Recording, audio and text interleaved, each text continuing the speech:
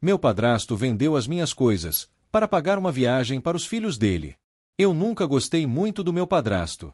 Desde o começo, ele parecia forçado. Sabe aquele tipo de cara que finge simpatia, mas você sente que tem algo por trás.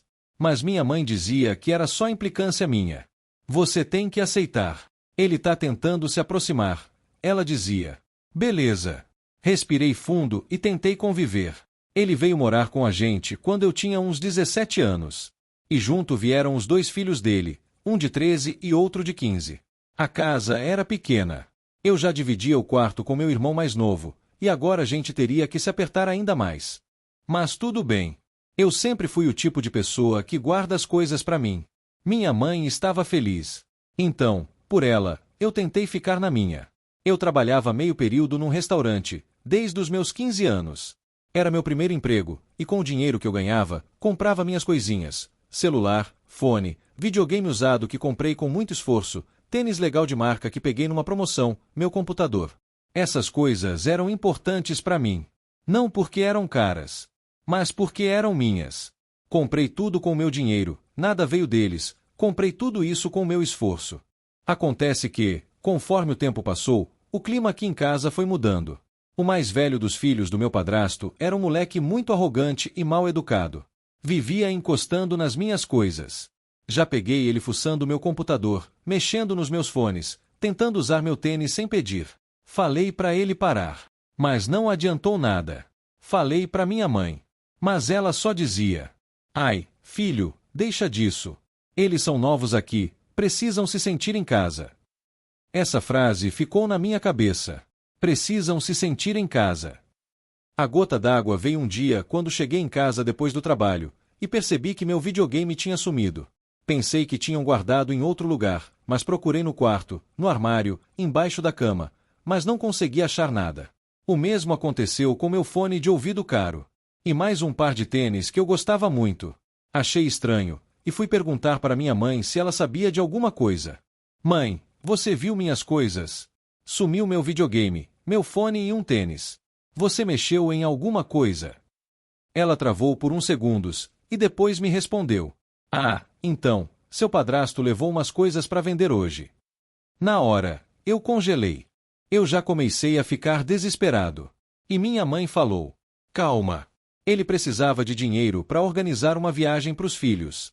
Eles vão visitar os avós pela primeira vez desde que se mudaram. Nessa hora, minha cabeça ficou a milhão, eu estava realmente bravo, e eu ainda falei. Você tá me dizendo que ele vendeu as minhas coisas? Ela ficou quieta. Só abaixou a cabeça. Naquela hora, meu corpo inteiro começou a tremer. Eu não sabia o que fazer, se chorava, se gritava, se quebrava alguma coisa. Mãe, aquilo era meu. Eu comprei com o meu salário. Vocês nem perguntaram. Nem me avisaram. E você tá defendendo isso. E aí veio a frase que eu nunca mais vou esquecer. Eles são novos aqui, precisam se sentir em casa. Foi como levar uma facada no peito. Ali eu entendi que, para ela, eles eram prioridade agora. E eu era só um detalhe inconveniente. Naquela noite eu mal consegui dormir. Fiquei deitado na cama olhando pro teto, me perguntando como é que aquilo estava acontecendo comigo dentro da minha casa. No dia seguinte, acordei com uma mensagem do meu padrasto no celular. Sim, ele teve a cara de pau de me mandar mensagem. Bom dia. Eu vendi algumas coisas suas ontem, mas foi por um bom motivo. Não fica bravo com a sua mãe, ela só quer que a casa fique em paz. Nem um pedido de desculpa. Nada. Só esse tom passivo-agressivo, como se eu fosse um idiota ingrato por estar revoltado. Eu mostrei para minha mãe a mensagem. Ela nem reagiu. Só disse. Ele só quer ajudar. Tá tentando fazer com que os filhos dele se sintam bem aqui. Você precisa entender o lado dele também. Entender o lado dele. Como é que eu vou entender o lado de um cara que entra na minha casa, vende minhas coisas sem me consultar e ainda se faz de vítima? E o pior, não era só o videogame, o fone e o tênis. Comecei a reparar que mais coisas estavam sumindo. Meu casaco favorito, uma mochila que eu usava para ir pro trabalho, até um livro raro que eu tinha ganhado de um amigo. Tudo desaparecendo. E toda vez que eu perguntava, minha mãe virava a cara. Mudava de assunto. Ou dizia, deve ter guardado em outro lugar. Mas nunca aparecia.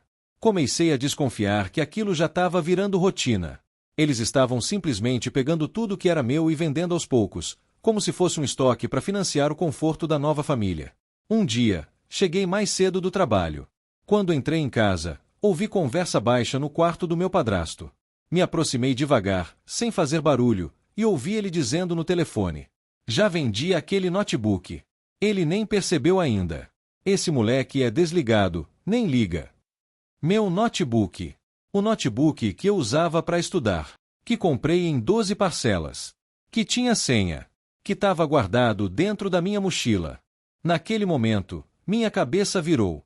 Fui até o quarto, abri a porta com força, e falei: "Cadê meu notebook?" Ele travou. "Que notebook?" "O que você acabou de dizer que vendeu." Eu ouvi tudo. Aí minha mãe apareceu, nervosa. "Pedro, não começa." "Mãe, você tá me ouvindo. Ele tá roubando minhas coisas." Ela segurou meu braço, pediu para eu falar mais baixo. "Você não sabe o que ele tá passando. Ele tá sem emprego, tá tentando dar uma vida digna pros filhos." Depois que ela falou isso, eu gritei: "Com o meu dinheiro. Com as minhas coisas. Você acha mesmo que ele está sustentando a vida deles roubando e vendendo tudo o que é meu aqui?" Foi a primeira vez que eu gritei com ela daquele jeito. Ela ficou em choque. Chorou. Disse que eu estava sendo ingrato. Que ela estava tentando manter a família unida. Que eu só estava dificultando tudo. "Você acha fácil ser mãe sozinha?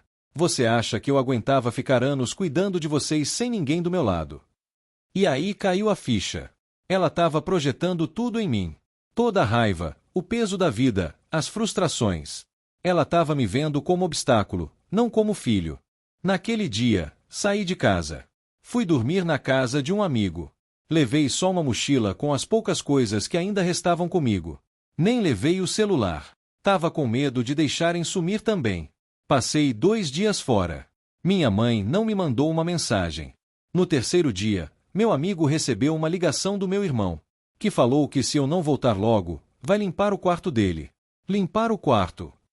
Eles iam levar o resto das minhas coisas. Corri para casa. Cheguei e vi a cena que me destruiu. Meu quarto com o armário aberto, tudo jogado no chão, minhas roupas separadas em sacolas pretas como se fossem lixo. E meu padrasto dizendo: "Já que ele não quer viver aqui, que se vire." Fiquei parado na porta, olhando para a cena. O armário escancarado, minhas roupas em sacos pretos. A mochila onde eu guardava meus documentos já não estava lá. O fone que ainda restava sumiu. Meu abajur, que era presente do meu pai, vendido, provavelmente.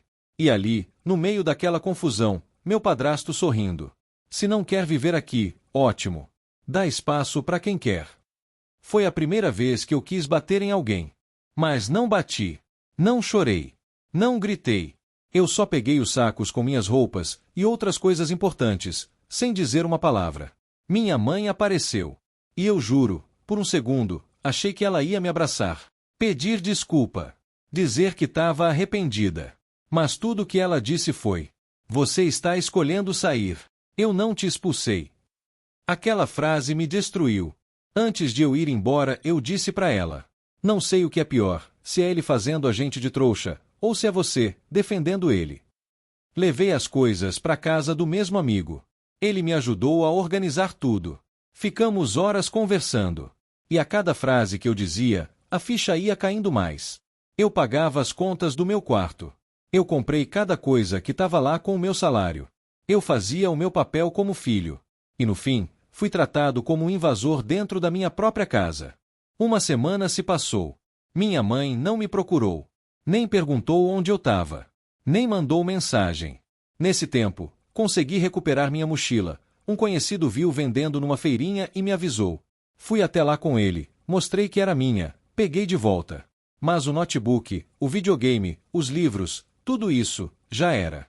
Tentei procurar um advogado, só para saber se tinha algum direito. Ele foi honesto.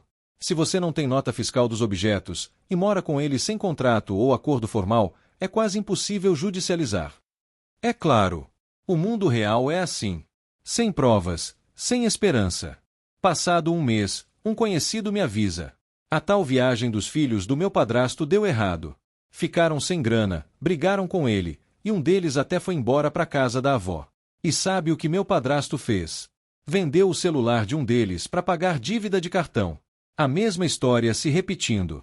Não é sobre precisar. É sobre caráter. Uns dias depois, minha mãe me mandou mensagem. Você podia vir jantar aqui. A gente sente sua falta. Respondi com um não posso, obrigado. Mas o que eu queria mesmo era dizer. Você não sentiu minha falta quando ele vendeu tudo que era meu. Quando você disse que eu estava escolhendo sair. Agora é tarde. Hoje, moro sozinho. É apertado, o aluguel come metade do meu salário, mas cada coisa aqui é minha. Cada garfo, cada roupa, cada luz acesa. Ninguém entra sem permissão. Ninguém vende nada pelas minhas costas. E principalmente, ninguém me faz sentir invisível.